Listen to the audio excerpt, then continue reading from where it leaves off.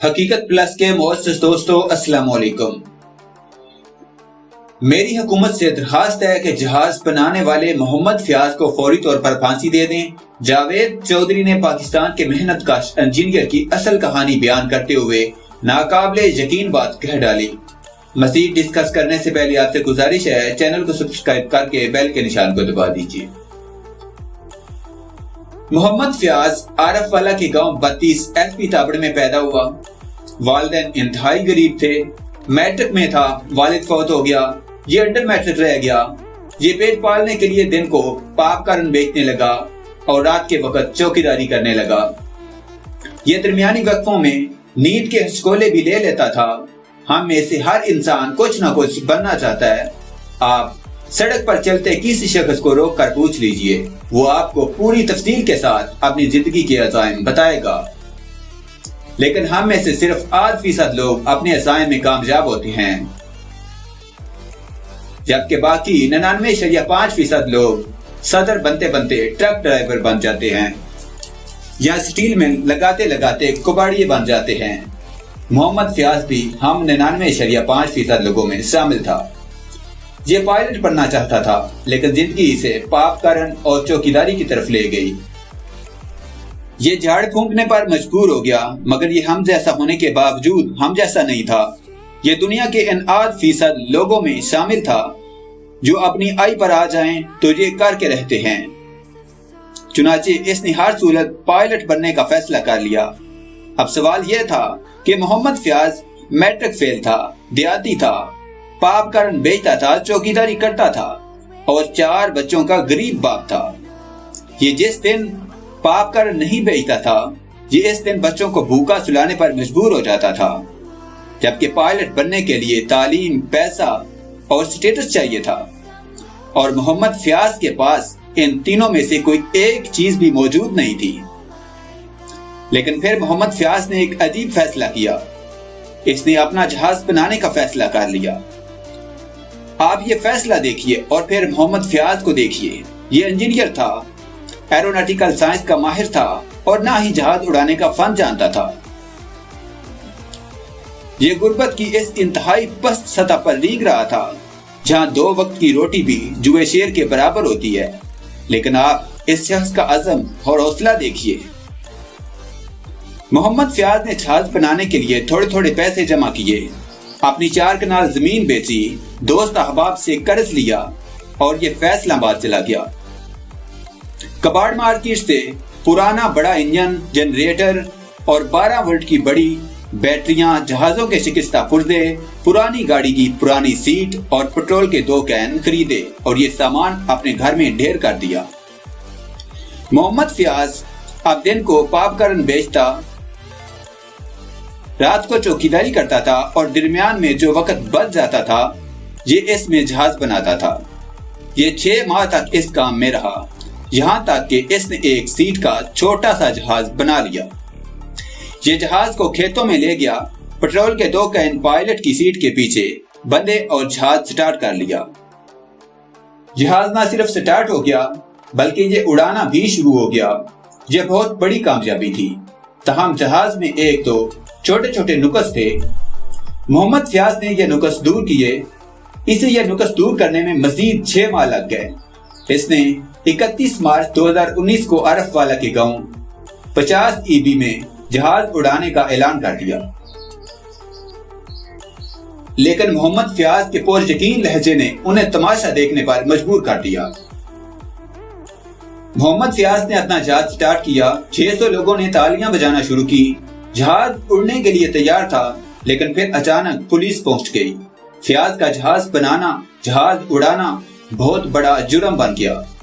چنانچہ تھانہ رنگپور شاہ کی پولیس نے محمد فیاض اور اس کے جہاز کو انجن، جنریٹر، بیٹری، پٹرول کے 2 کین اور سیٹ سمیت حراست میں لے لیا۔ پولیس جہاز کو ٹریکٹر ٹرالی میں لاد کر تھانے لے گئی۔ مجرم کے خلاف 285، 286 اور 287 کا پرچہ درج کر دیا گیا۔ ASI محمد اشرف مجرم محمد فیاض کے خلاف مدعی تھا۔ مجھے کل مدعی محمد اشرف کا ایک ویڈیو بیان دیکھنے کا اتفاق ہوا۔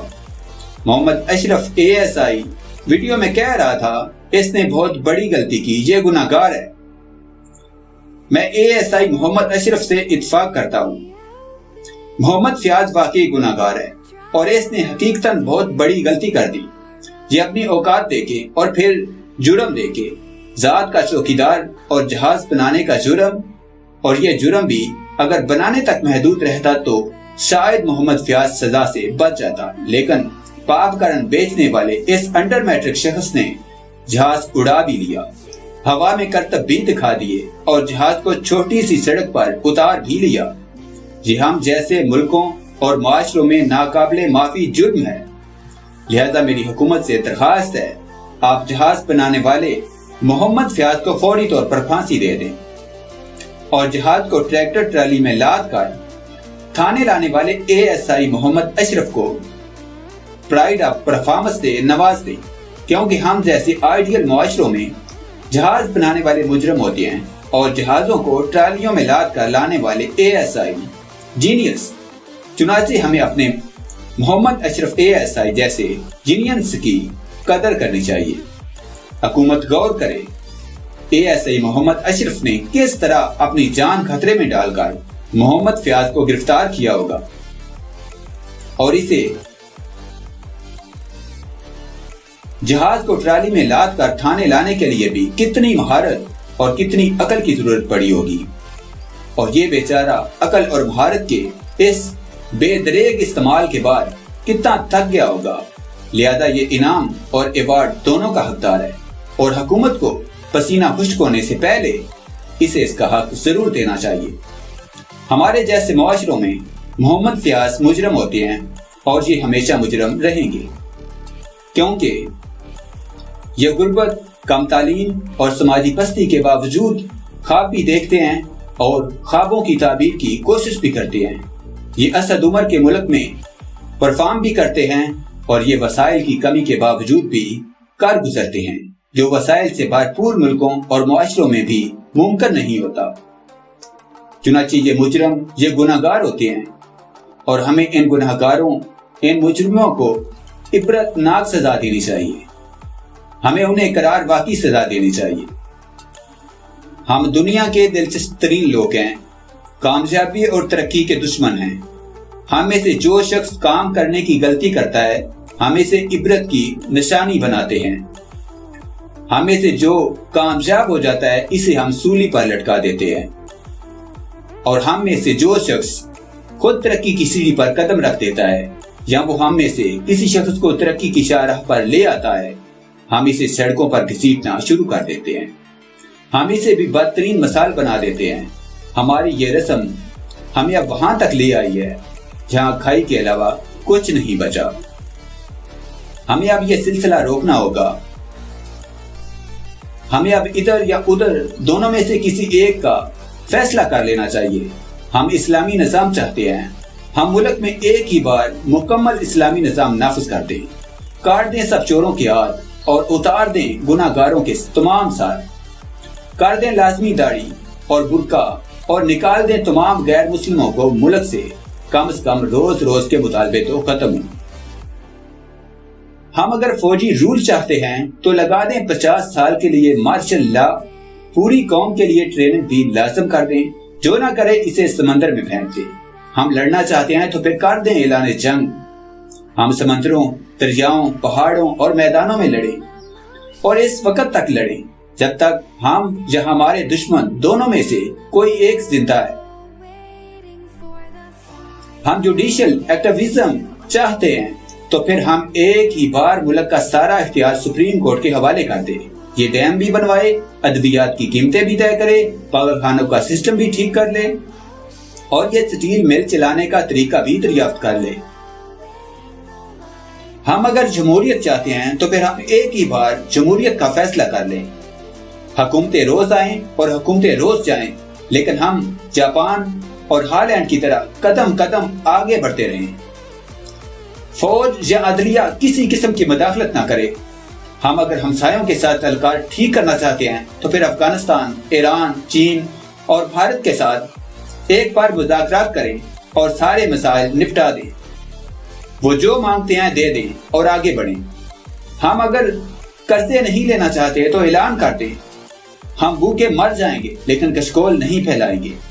ہمیں اگر جدید تعلیم نہیں چاہیے، ہم اگر عورتوں کو گھروں میں دیکھنا چاہتے ہیں، ہم اگر بچوں کو پولیو ویکسین نہیں پلانا چاہتے، ہم اگر غیر سرکاری لشکر بنانا چاہتے ہیں، ہمیں اگر سڑکیں، پل، انڈر پاسز، میٹروز اور اورنج لائن ٹرینیں، LNG، بجلی اور پانی نہیں چاہیے، ہم اگر ملک میں ملٹی نیشنل کمپنیوں کو نہیں دیکھنا چاہتے اور ہمیں اگر ترقی نہیں چاہیے تو ہم ایک ہی بار فیصلہ بھی کر لیں، اور ہم اگر احتساب کے نام پر پورا ملک بند کرنا چاہتے ہیں تو ہم ایک ہی بار سارے انتظامی اختیارات نیب کو دے دیں، تاکہ یہ روز روز کی بک بک ختم ہو جائے، جان چھوٹ جائے اور ہم مینڈک بن کر اپنے کنویں میں خوشی خوشی زندگی گزارنا شروع کر دیں۔